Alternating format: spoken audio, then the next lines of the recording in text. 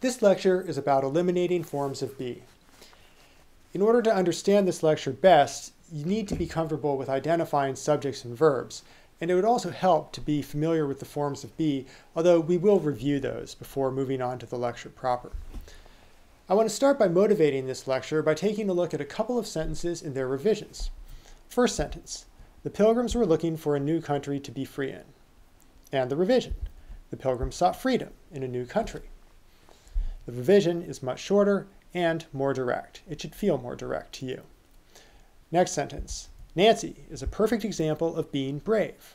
And the revision, Nancy exemplifies bravery. Again, much shorter and much more direct. Well, what are the differences between these sentences? There are a few ways of thinking about these differences, but one way is to look at the way the original sentences use the form of be. So in this case, we have were and we have be. Were is part of what we call the progressive tense, were looking, which is in this case unnecessary, and be is part of an infinitive, which of course is also unnecessary here in this case. The revision uses sought, which is an action verb, and it uses it in the active voice. So that's one thing that way that this sentence is more concise, or one thing that makes this sentence more concise. Let's look at the next sentence. We also have a form of be and another form of be here.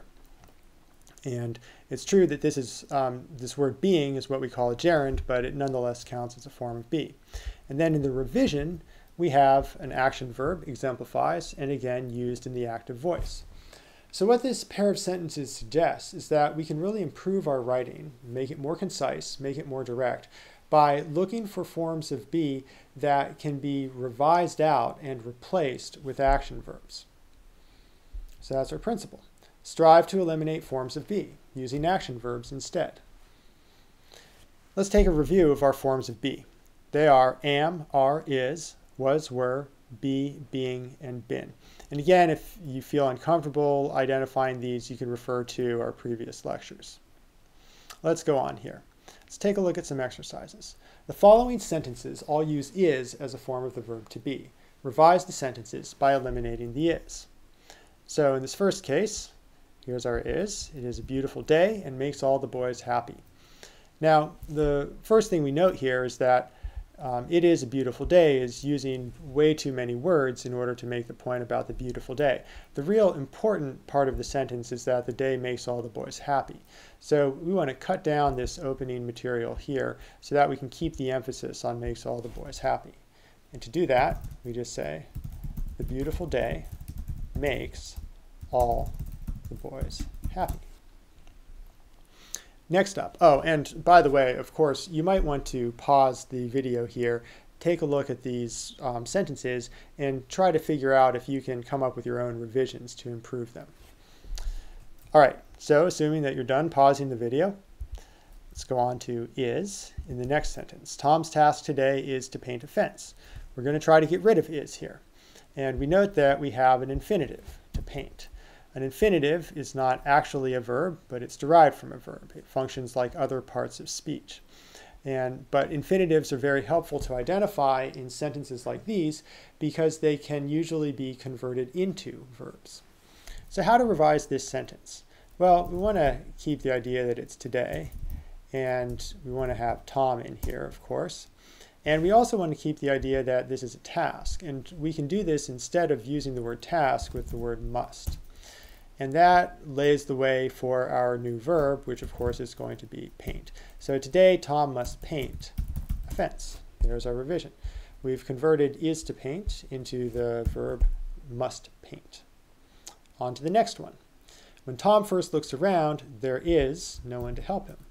And this phrase, there is, along with its associated phrases, there are, there was, there were, there could be, and so forth, really litters student writing, and it usually weakens student writing too, because what it does is it removes an agent from the sentence who is performing an action. So you see that in this sentence here, there isn't anyone who's performing an action, whereas in this part of the sentence, we do have Tom performing an action.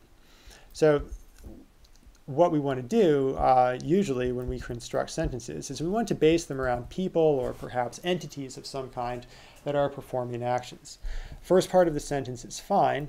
How to revise the second part? Well, a logical person to have for the action, the implied action of the second part is Tom. We'll call him he. And since he's looking, the logical verb to use is sees. So he sees no one to help him. There we go. So instead of there is, we have he sees. Next sentence. To fool his friends, Tom is aware that he must pretend to enjoy the work. So what we're looking for here is a word that is equivalent to is aware, a verb that's equivalent. And to fool his friends is just fine.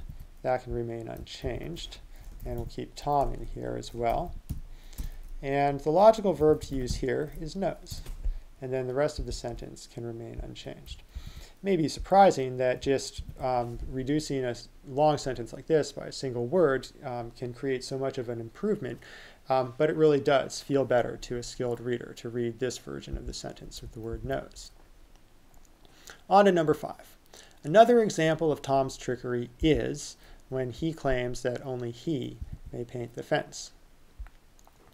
All right, so this sentence is awkward because we have a relatively long subject here with all its modifiers, and then this little itty-bitty form of be. And it's surprisingly difficult for the human mind to process these kinds of sentences. This is by no means the worst offender in this category of sentence, but it's a good thing to watch out for. If you see that you've got a lot of material before your verb, you might want to think about how to redo that sentence. So we've got Tom here as the main person who's performing the action. We also want to keep the idea that there's another example going on. So we'll say Tom also. And then we need a verb. Well, there's trickery going on. So we can say he uses trickery when he claims that only he may paint the fence. Right? So Tom uses trickery when he claims that only he may paint the fence.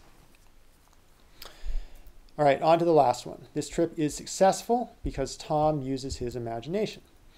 So once again, as with the sentence number 2, we want to look for a word that can be converted into a verb. And the obvious choice here is successful. So what is the verb form of successful? That would be succeeds. This trick succeeds because Tom uses his imagination. So there you go. So there you have it.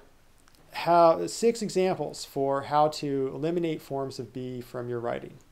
There are, of course, exceptions to the attempts to eliminate forms of be, but we'll cover them in another lecture. Suffice it to say that if you have sentences like the ones here, and you use these techniques to try to revise them, you will substantially improve your writing. Thank you.